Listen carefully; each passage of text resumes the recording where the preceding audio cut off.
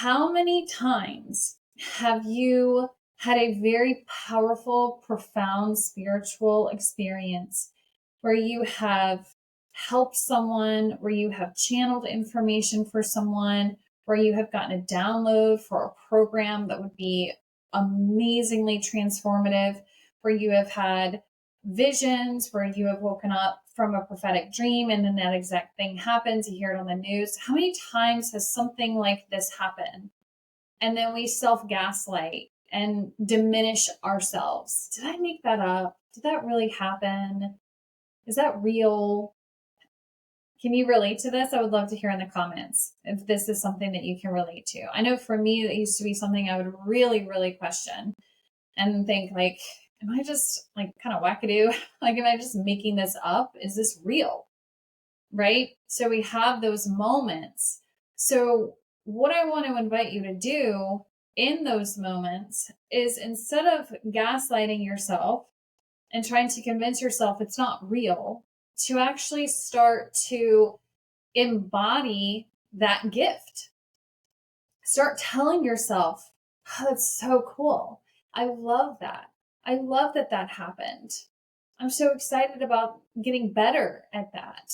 I'm looking forward to more experiences like this. Of course, that was real.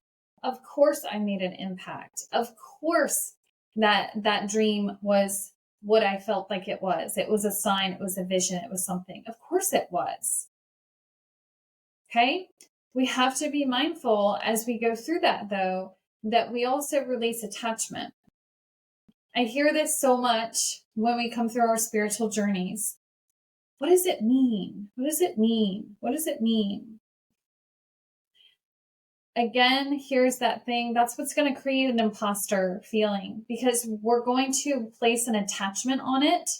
And then if it doesn't play out exactly how we think it should, based on the attachment that we formed with the event, that's when we're going to doubt ourselves again.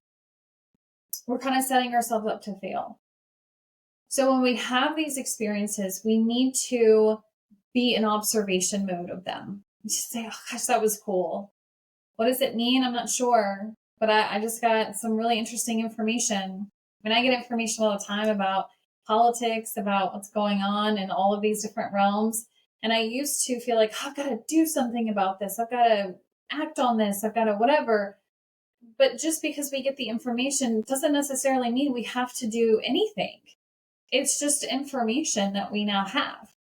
It's information that we can allow ourselves to assimilate so that we can make better decisions, so we can have more kindness for other people. Maybe we walk by someone and we see what they go through at home, the abuse in their marriage. That happens to me a lot. I walk by somebody and I get a flash of what's happening in their home life. So what does that mean, right? It just means that I'm gifted. Okay? So start telling yourself that. It just means I'm gifted. It just means I'm a woman and I'm tuning into my psychic intuitive abilities. That's what it means. The angel numbers, the synchronicities. It means I am a woman and I am tuning into my intuitive abilities. I am gifted. That is what it means. So start telling yourself this, and don't have any other kind of attachment to it. Right? This will be very helpful when it comes to releasing these kind of tendrils around this idea of an imposter. I'm an imposter. Can we see that? Can we see that if we're placing these specific expectations, that it's going to create a very challenging setup for us? Because if for some reason something doesn't play out exactly how we wanted it to, let's be real, a lot of times we're wanting something to mean something, especially if it's like twin flame or whatever it is. You know, we gotta make it make sense. We gotta fit it into this box, right? Versus it could be as simple as it's just what it is. Okay. Sometimes that Freudian statement, sometimes a cigar is just a cigar, right? Okay. What it means is that we're gifted. What it means is that we have abilities that we're tuning into.